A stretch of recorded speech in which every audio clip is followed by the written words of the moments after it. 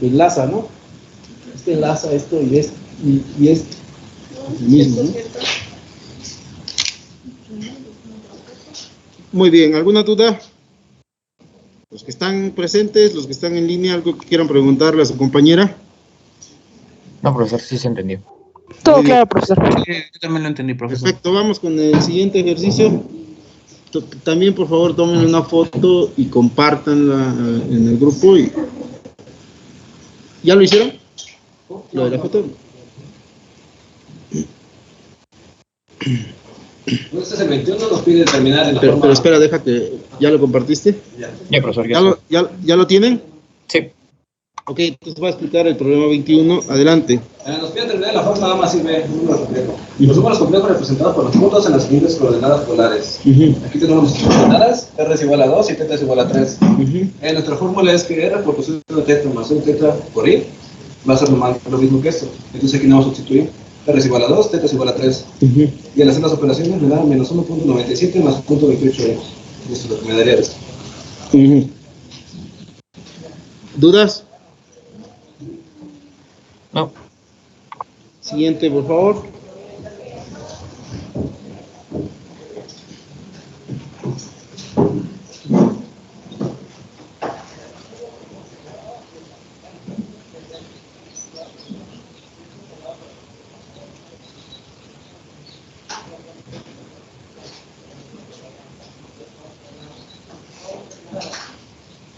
Bueno, yo voy a resolver el número 14.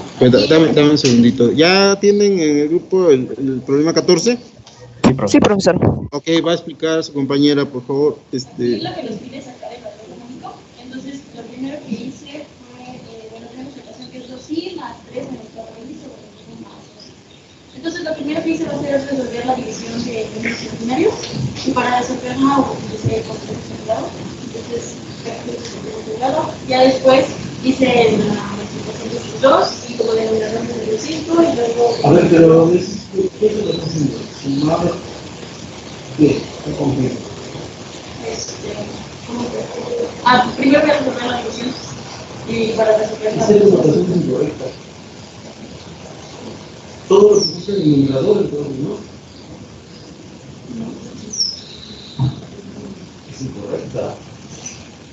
El signo más, si tienes una fracción, el signo más va al lado de la regla de la división. Si no, yo le cuento otra cosa. Ok, aquí. Arriba, así vienen las notas. ¿Notan la diferencia o no?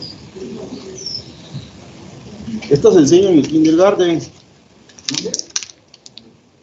Kinder, el primer año de primaria. 2 más un tercio y luego si digo es igual, el igual va entre las rayitas de la división. ¿No les enseñaban eso en primaria? Bueno, no lo veo ahí, no veo con claridad qué es lo que están sumando. ¿Sí me explico o no? Sí. ¿Está echando mentiras de que eso se enseña en los primeros días de escuela? No.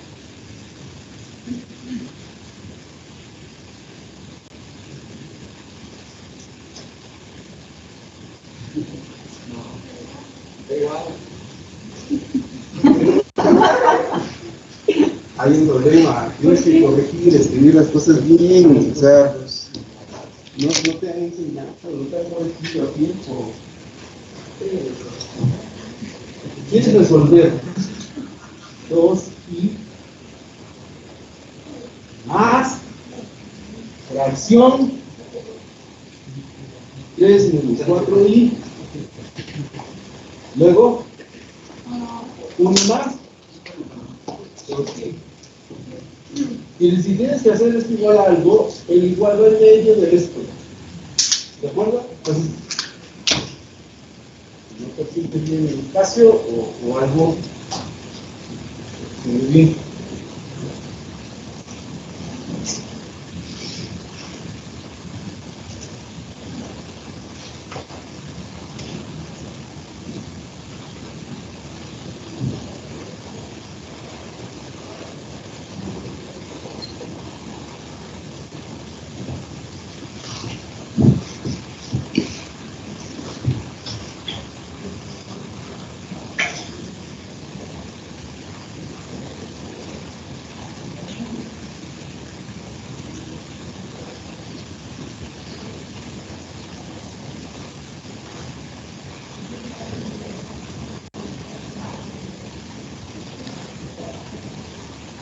escribir bien nos ayuda a pensar bien.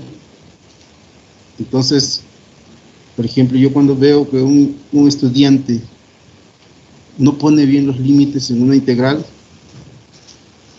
es decir, va del límite inferior la integral al límite superior. El estudiante que me empieza a poner el límite superior no está pensando, solo está repitiendo cosas, pero no está analizando el problema. Entonces, cuando hacemos una integral definida, lo primero que se pone es el límite inferior. El que analiza su integral tiene que ver desde dónde hasta dónde va. Y lo primero que hay que poner es el límite inferior. Si no, eso me dice que piensan mal, o que no comprenden, o están solamente tratando de reproducir resultados. Nosotros vamos a llegar al punto de resolver integrales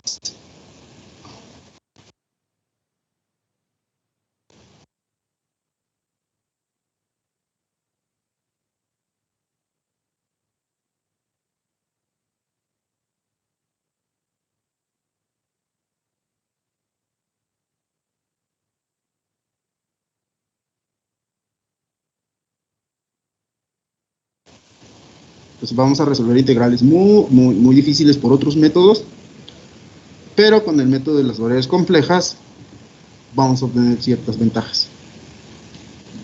Pero para hacer eso primero hay que aprender a integrar, ¿no? O sea, ya deben haber elementos de integración de funciones reales.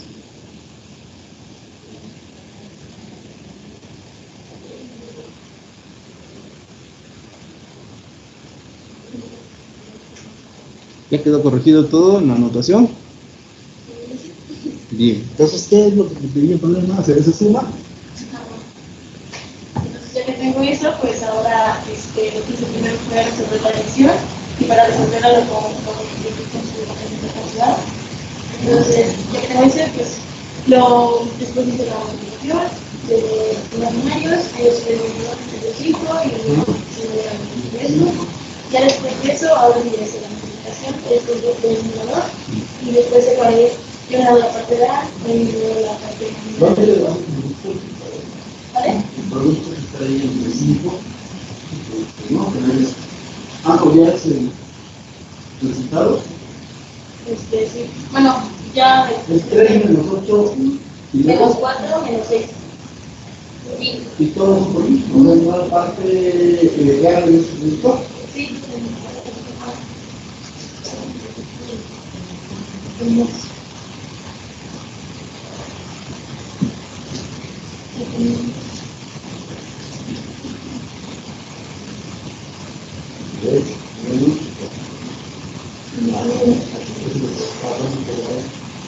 Cinco menos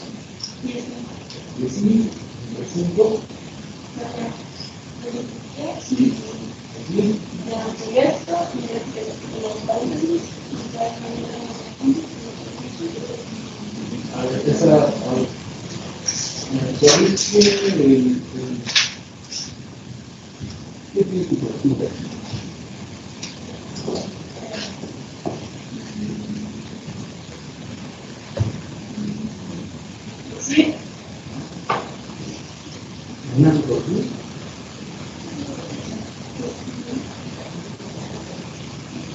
No, este es el consejo que tienes hablar, ¿verdad? Sí. Yo sí, lo dices. No, menos 2 cancelas. Menos 2 sí, luego queda menos 1 por el resultado. Tanto, coma. Por lo tanto, antes de un por lo tanto, un punto y coma. Después de un por lo tanto, un coma. Antes un punto y coma. Allá en tu enunciado, escribas punto y coma arriba, en el renglón, después del menos 1 punto y coma, por lo tanto, y luego coma, eso. ¿De acuerdo?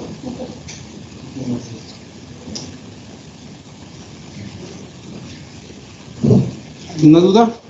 Bueno, esto con las observaciones que ya te hice, sí. Vuélvelo a compartir, por favor.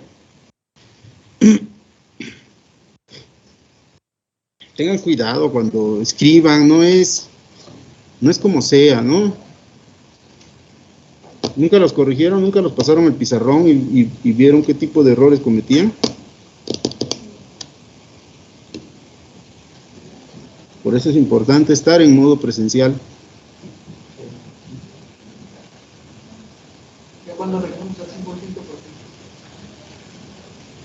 Yo creo que pronto, porque en algunos estados ya están iniciando en 100%, ¿no? En el norte ya están iniciando al 100%. Yo espero que muy pronto. Esta es la tercera semana, ¿no? Y todavía no tenemos caídos. Adelante. ¿De qué? ¿Qué dijiste?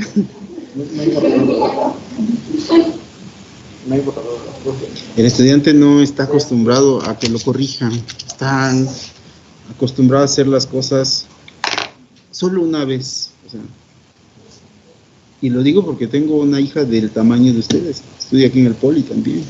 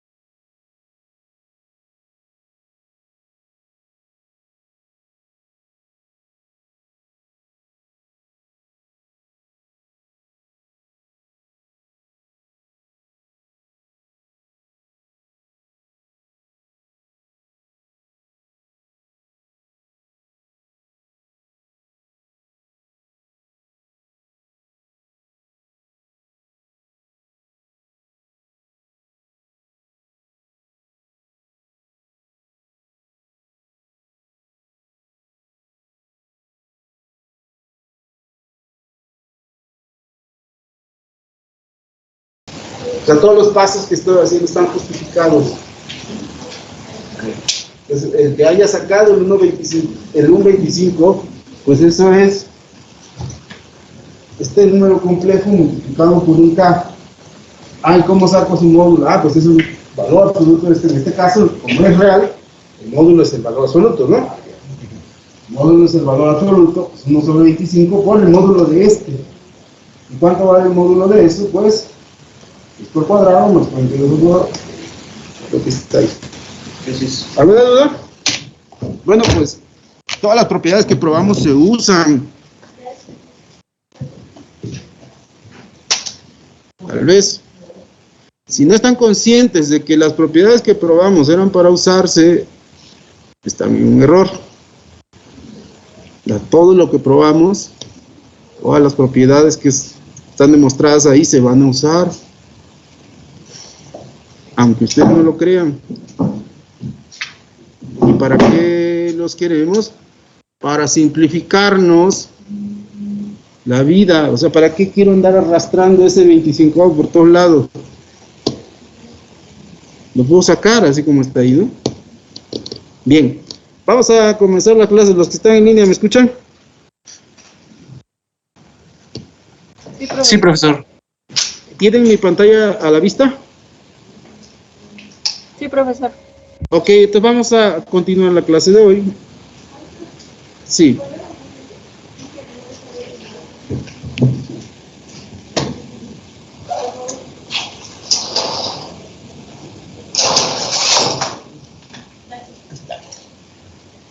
Bien, entonces vamos a comenzar la clase. Creo que quedó más mal.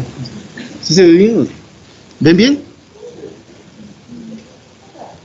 Ver.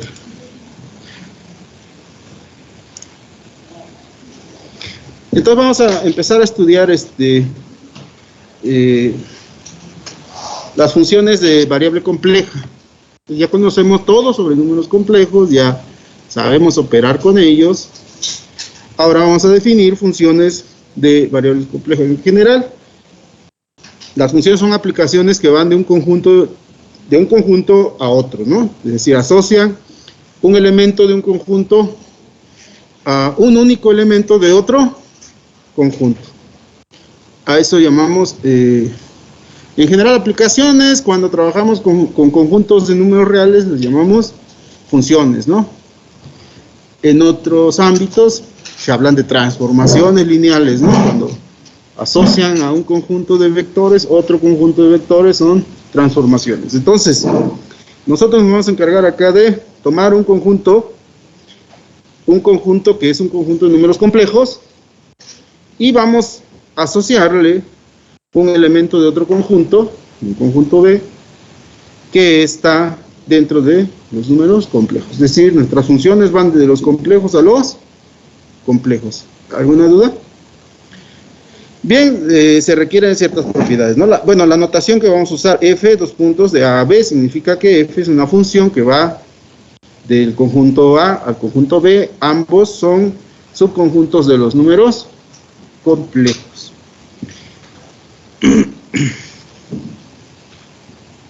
Bien, aquí es importante que a cada elemento del conjunto A se le asocia un único elemento del conjunto B. Por el momento, esta es la definición formal de función, pero dentro de los complejos vamos a ver que aparecen cosas un poco más generales y que estrictamente no satisfacen la definición de función, es decir, que no le asocian un único elemento del conjunto A que a un elemento del conjunto A le pueden tocar más de un elemento del conjunto B. Entonces vamos a tener que hablar de ramas de la función para establecer este concepto así de función, como está tan estricto como debe ser.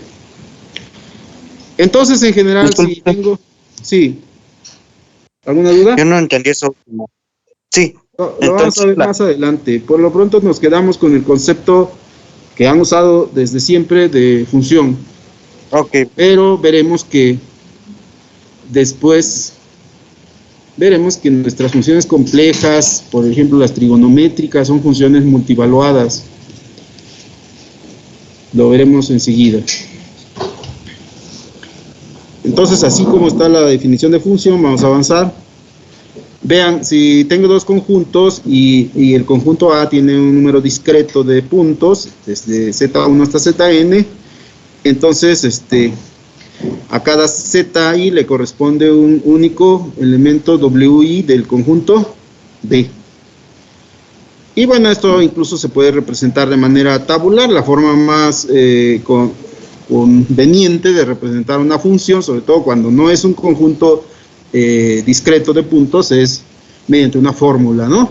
Es lo que nosotros hemos venido usando siempre. Entonces, cuando no es posible, usaremos una fórmula. En este caso, por ejemplo, vean, tengo mi conjunto, que es la variable independiente, el conjunto de los zetas, y mi variable dependiente va a ser el f de z, que es el f de z, pues los del conjunto A, y los conjuntos de elementos del conjunto B, pues son los f de z. Ahí está.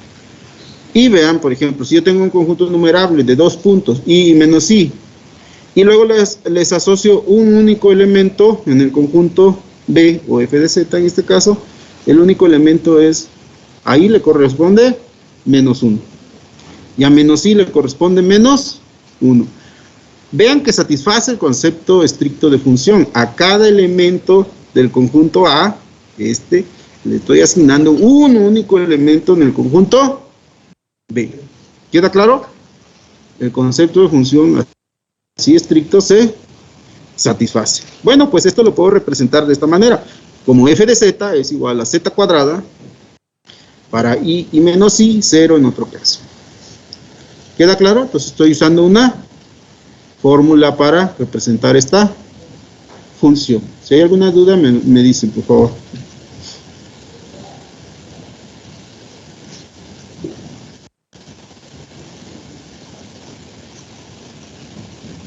¿Alguna duda? No. Un mensajito aquí. ¿Ustedes están viendo mi pantalla, perdón? Los de línea, sí. Ok, entonces vamos a continuar.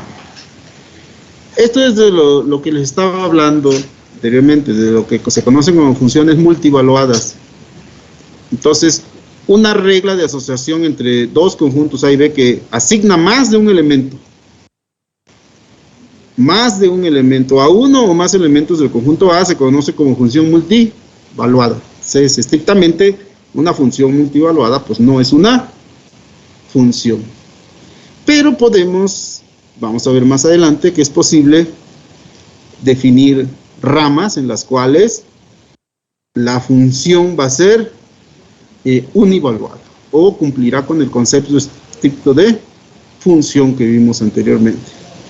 Bueno, pues es que resulta que nuestras funciones trigonométricas, logarítmicas, dentro de los complejos, pues ya no son funciones que asignen un único elemento a cada elemento del conjunto A. Vean, por ejemplo, la función más simple sería la identidad, ¿no? F de z igual a z. ¿Estamos de acuerdo? Pero z puede aceptar muchas representaciones. Z es r a la i teta más 2k pi. Entonces, para cada valor de k, obtendremos un valor diferente de z. No obtendremos un único valor para z. ¿Sí me explico o no? Les pregunto a todos. Estoy definiendo la función identidad, como podrían ustedes definir f de x igual a x, o y igual a x. Aquí, en vez de usar y, usamos w. Pues w es igual con z. Ah, pero z, ya sabemos que acepta una representación de la forma, bueno, voy a decir la forma así, sería r, y luego el ángulo es teta, el ángulo principal, más 2k pi, donde k es cualquier entero. Ah, entonces no está definido de manera única, depende del valor de k que yo tome. ¿Sí me explico? Entonces, eso es lo que va a definir lo que llamamos ramas. Si tomo un valor específico de k, voy a tener una función muy definida de acuerdo con el concepto estricto de función. No será multivaluada. Pero entonces eso sería una una rama de la función. Y ese fenómeno que se presenta para esta, que es la más simple, se presenta en general para funciones trigonométricas, logarítmicas, exponenciales, todo lo que vaya a surgir dentro de los complejos. Entonces, este es lo más general que aparece dentro de los números complejos, ¿no? Entonces, estrictamente, pues, no es una función, sin embargo, podemos descomponer en ramas, y esas ramas sí van a tener, van a satisfacer el concepto estricto de función. Bien, ¿alguna duda todavía? ¿Algo que no queda claro? ¿Algo que quieran que profundice, que comente? El ejemplo que les comenté así rápidamente, ¿pudieron seguirlo? Ok. Bien, entonces vamos a continuar. Vamos a, antes de entrar ya a trabajar funciones específicas, vamos a definir pues lo que sería la topología del plano complejo, las formas, los conjuntos que se aparecen en los números complejos. Entonces, cómo trabajar con conjuntos dentro de los números complejos, cómo definir un dominio, cómo trabajar con ellos, ¿no? Entonces vamos a ver los lugares geométricos y regiones en el plano complejo. Lo primero que vamos a ver son las rectas, ¿no? Considérese que A y B son números reales. Si se representa el complejo Z como Z igual a X más Y, entonces real de Z equivale, real de Z igual con A, es una ecuación, vean, ¿cuál es el real de Z? Z vale X, ¿no? Entonces X igual con A es la ecuación de una recta. ¿Cuál es la recta? La que estoy dibujando aquí. Para cualquier valor de Y, toma un único valor de X. Ese es el primer lugar geométrico que vamos a analizar. Lo mismo podemos definir si tomamos el imaginario de Z igual con B.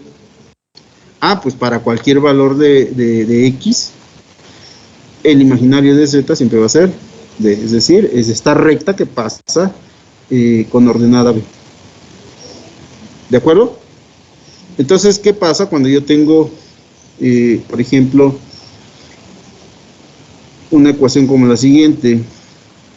Real de Z es igual a aquí como que me faltó un espacio aquí. Real de Z igual a imaginario de Z. No es cierto. Está bien. Real de Z es igual a por imaginario de Z más B. ¿Qué representa esto? Pues esto sería, el real de Z sería, ¿quién es el real de Z? Aquí está Z. El real de Z es igual a ¿qué?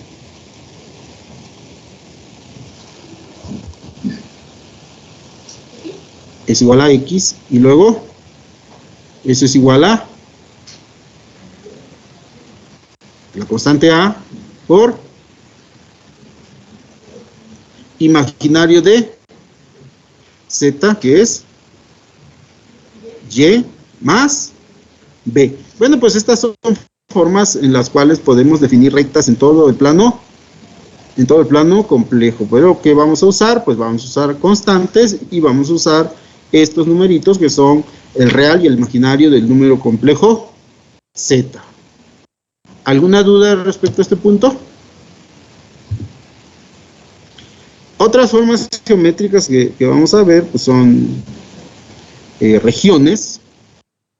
Por ejemplo, estas regiones que son rectangulares, estas pueden ser finitas o infinitas. Y las podemos definir usando desigualdades. Por ejemplo, real de Z menor o igual que A, es decir, Y, pero real de Z es X igual a, aquí está el punto X, y los zetas que satisfacen esta desigualdad, pues tienen el valor de X menor o igual que A, es decir, todos los que quedan a la izquierda de ese rectángulo que va de que sobre el eje Y se extiende de menos infinito a infinito. ¿Queda claro? ¿Alguna duda? ¿Qué más? Lo mismo puedo hacer con el imaginario, ¿no? Imaginario de Z es menor o igual que B, es decir, el número B está sobre el eje Y, o sea, imaginario de Z es el eje Y. Entonces aquí está B. Todos los Z que satisfagan la condición de que su parte imaginaria siempre es menor que B, pues quedan debajo. Esta es una representación. Este rectángulo se extiende de menos, o sea, toda esta región, ¿no? Todo esto de menos infinito hasta acá, para los dos lados. ¿Alguna duda? Bien, siempre que veamos desigualdades, nos estamos refiriendo a números reales. ¿Queda claro? Sí, oiga, profe, ¿por qué el cuadrito tercero está girado?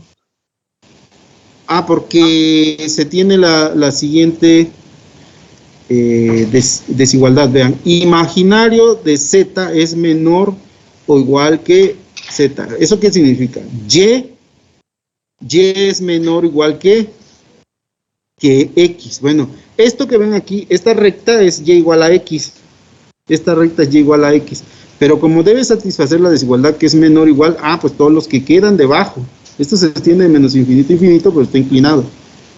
Si aquí pongo 2 veces X, pues sería la recta 2X, sería una inclinación más hacia arriba. ¿Queda claro? Entonces, la recta nada más la recta en este caso, la recta en este caso es el límite. Ahí ya. No sé si me expliqué. Si hay alguna duda, sí, me dice. No, sí quedó claro. Bien, entonces esto nos ayuda a representar regiones en el plano complejo. Solo les vuelvo a reiterar, siempre que veamos desigualdades, se trata de números reales.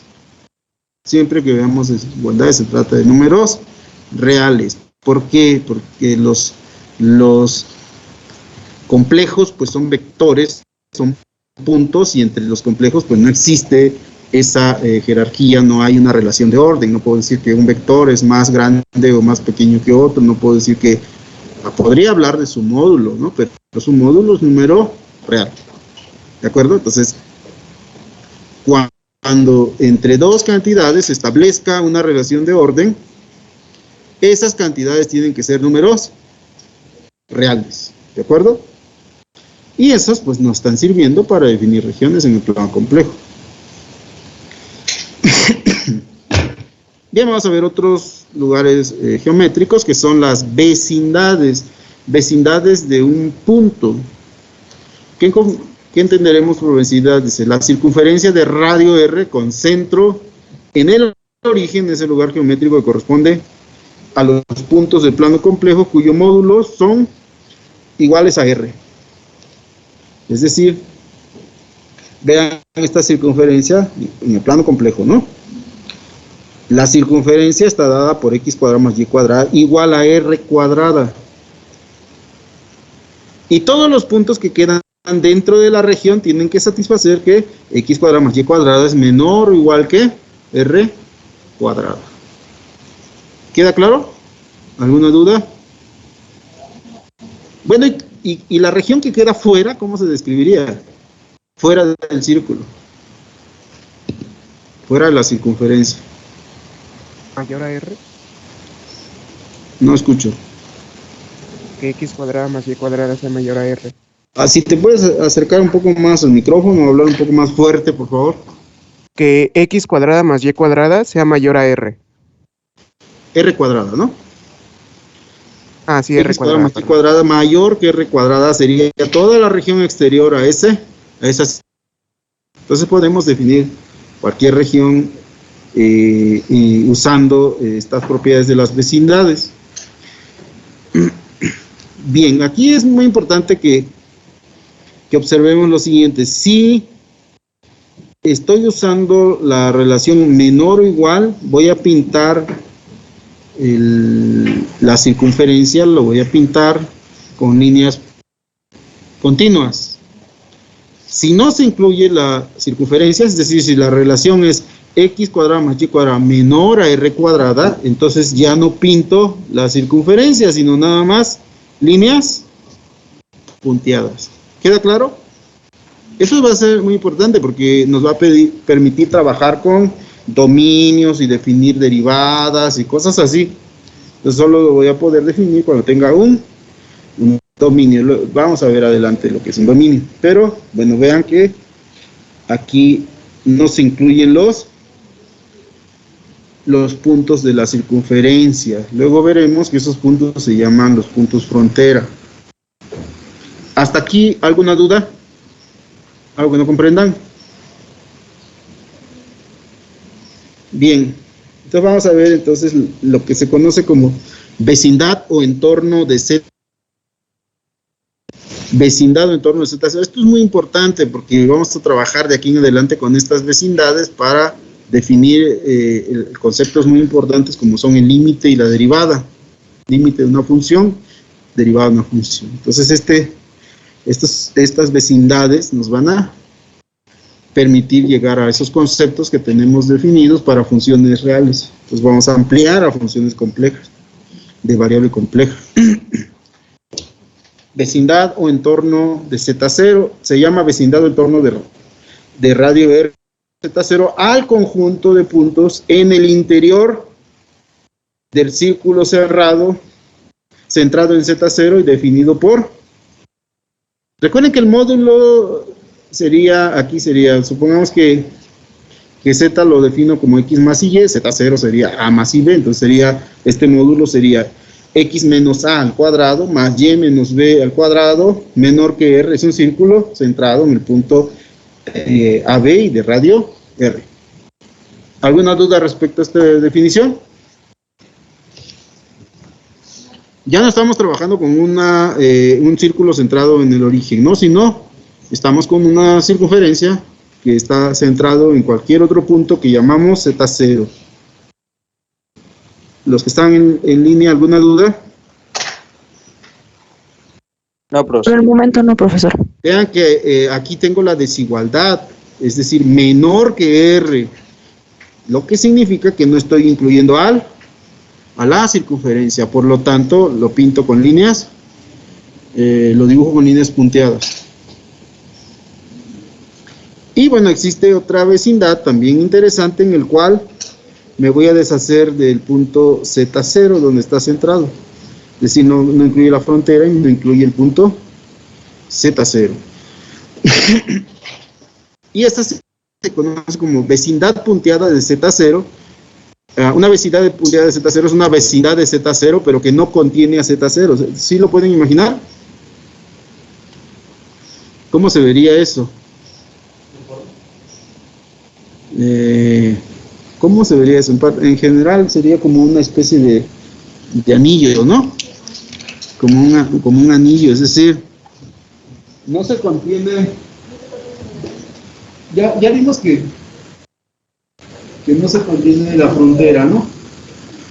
La circunferencia, pero digamos que este sería un círculo de radio R0, pero luego R0 lo hacemos tender a 0, ¿no? Para que no contenga el punto en el centro, el punto Z0. Entonces vería como un anillo cada vez más. Solo le hemos quitado un punto a ese anillo. Entonces nos va a servir para definir el punto límite. Recuerden que en un límite nos acercamos tanto a Z0, pero nunca lo tocamos. Es decir, la función puede estar indefinida en Z0, pero en toda la vecindad bien definida. ¿Sí me explico? ¿Como cuál? Como funciones, bueno, luego veremos, algunas por tramos y cosas así. ¿Hasta aquí alguna duda sobre estas vecindades? Esta va a ser muy importante, ¿no? La vecindad punteada. Esta es la que nos va a permitir definiciones de límites. Conjunto abierto.